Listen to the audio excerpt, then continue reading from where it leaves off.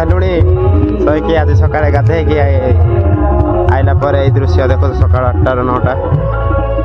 ଆହୁରି ଏପଟେ ମନ୍ଦିର ଅଛି, ଏଇଟା ସେଇ କତିଙ୍ଗିଆର ମନ୍ଦିର ଆଗକୁ। ଆଉ କ'ଣ କ'ଣ ଦେଖେଇବୁ ଦେଖ ଆଗକୁ। ଏଇଟା କେମିତି ପାହାଚ କରିକି ତଳକୁ ନିଆଯାଇଛି। ଏପଟେ ବଣ ଜଙ୍ଗଲ କାଠ ଯାକ ଅଛି, ତା ଉପରେ ଇଏ କରାଯାଇଛି।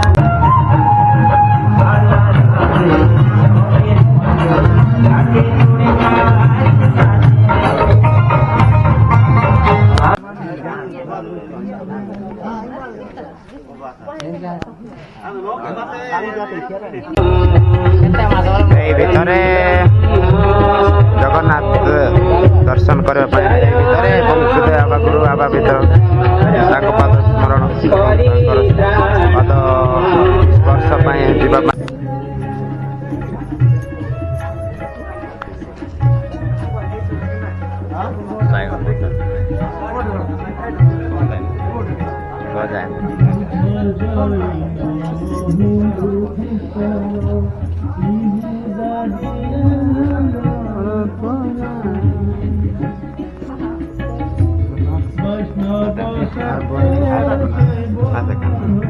ऐसे मना गया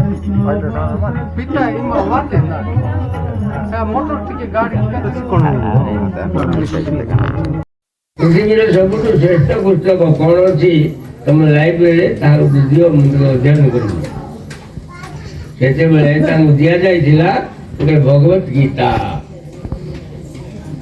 कुरान अच्छी बाइबल अच्छी रामायण अच्छी महाभारत अच्छी भागवत अनेक शास्त्र अच्छी से गोटे बासी करी भगवत गीता दि जाता पुणी से मलाट कौन था जानते मलाट आम बही मलाट करमु कि सुनारे मलाट होती सुनारे मलाट एमती कौन बही ना जोटा कि सुनारे मलाट होता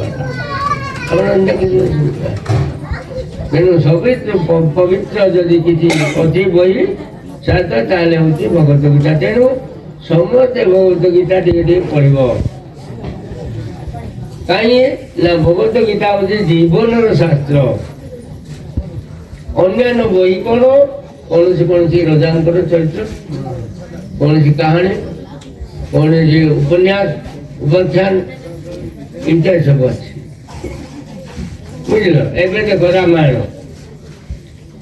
रामायण कौन राम चरित्र लिखाई दशरथ चरित्र कौशल चरित्र कैकेयी चरित्र लक्ष्मण चरित्र राम चरित्र शबर चरित्र रावण चरित्र बाली चरित्र सुग्रीव चरित्र हनुमान चरित्र अंगद चरित्र शूर्पणखा चरित्र विभीषण चरित्र लिखाई ना रामायण कौन लिखाई लोक मान चरित्र लिखाई ये रावण एमतीटा शूर्पणखा एमतीटा से त्रिजटा एमतीटा विभीषण एमतीटा बलि बाली एमतीटा सुग्रीव एमतीटा अंगद एमतीटा शबर एमतीटा एमती सब लोक मान चरित्र लिखाई रामायण ना देखो अपन महाभारत से दुर्योधन लिखा चरित्र अर्जुन चरित्र कृष्णंकर चरित्र शंकुनी चरित्र द्रोणंकर चरित्र भीष्मंकर चरित्र द्रौपदी चरित्र एमती सब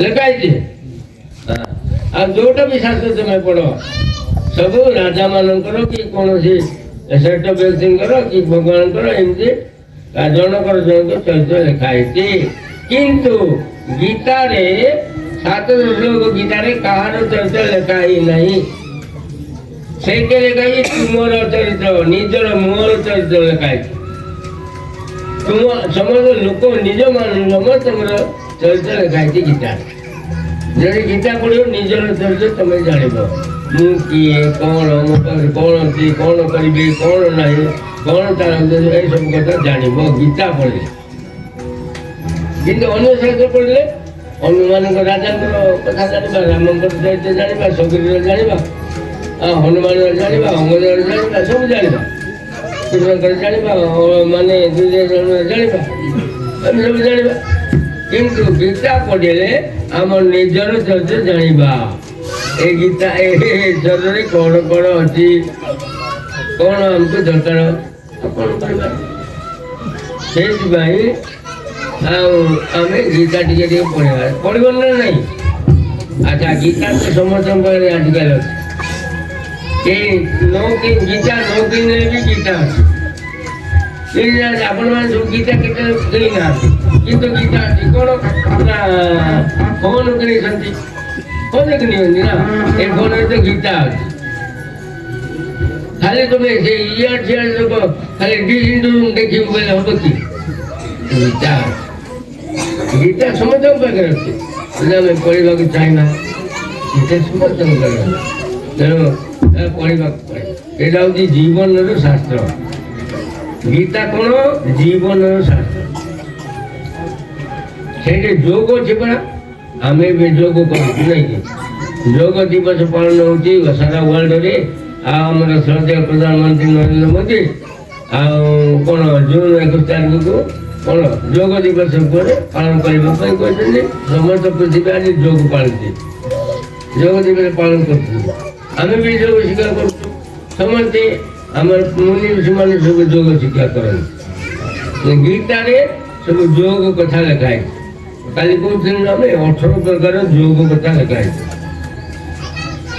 ବିଷାଦ ଯୋଗ, ଅର୍ଜୁନ ବିଷାଦ ଯୋଗ ଅର୍ଥାତ ତାକୁ ଚିନ୍ତା ଆସିଗଲା, ବିପଦ ଆସିଗଲା, ଦୁଃଖ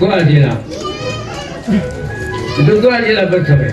ସମସ୍ତଙ୍କୁ ଆମକୁ ବି ଦୁଃଖ ଆସିବ, ଆମକୁ ବି ସମସ୍ତଙ୍କୁ ଦୁଃଖ ଆସିବ, ଆସିଛୁ ମଧ୍ୟ। ସେ ଦୁଃଖ ନିବୃତ୍ତି ହେବା ପାଇଁ ଯାହା କହିଲେ ଭଗବାନ, ସେଇଟା ହେଉଛି 17 ପ୍ରକାର ଯୋଗ। 17 ପ୍ରକାର ଯୋଗ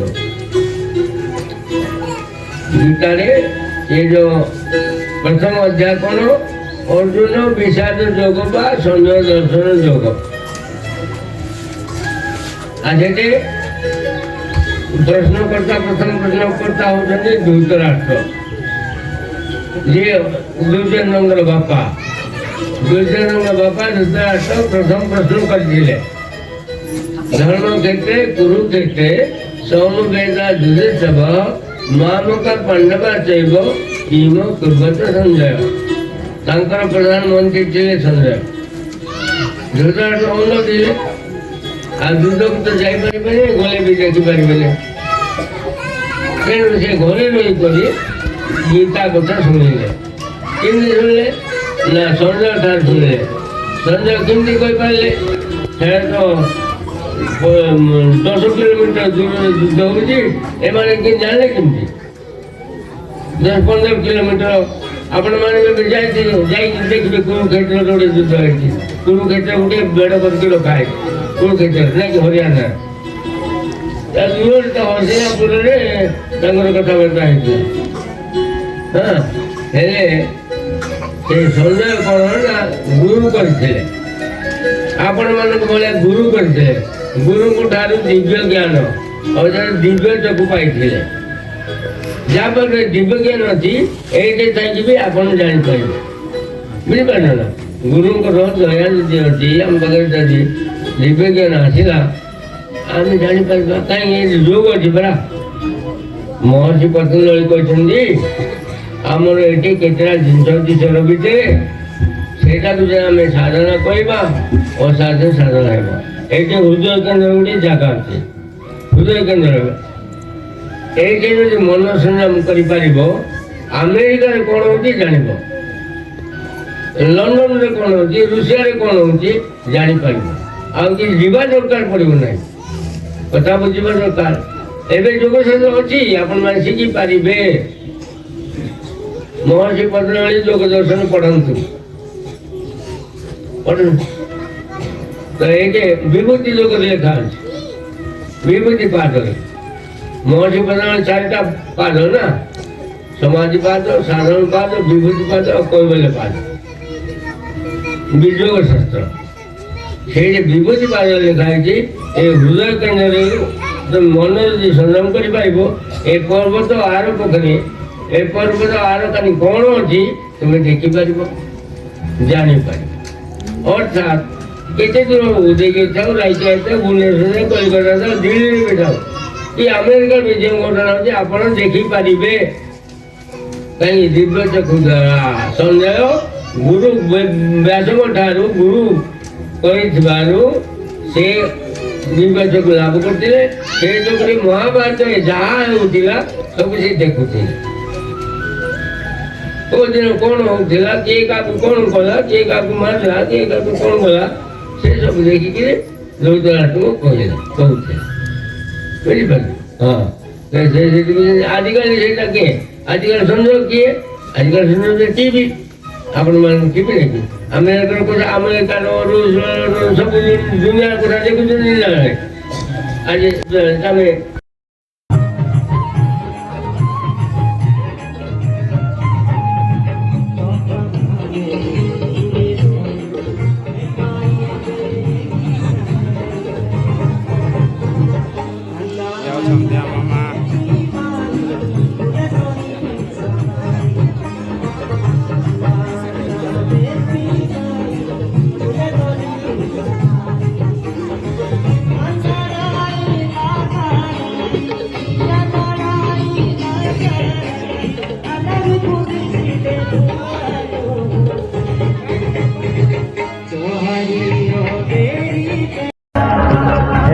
ହେଉଛି ହୋମଯଜ୍ଞ। ଏଇଟା ଆମର ତୁଳସୀ ଗଛ, ଏଇ ତଳେ ଖାଇବା ପିଇବା ହୁଏ। ଆଉ ଖାଇବା ପିଇବା ତ ସରିଗଲାଣି, ଏଠୁ ବହୁତ ଗାତ ତଳକୁ। ଆହୁରି ଏଠି ଖାଇବା ରୋଷେଇ ହେଇଥିଲା, ସରିଗଲାଣି। ଅମୃତ ମେଳନ ସରିଗଲା, ଏବେ ଘରକୁ ଯିବାର ଆମର ଟାଇମ୍ ହେଲାଣି।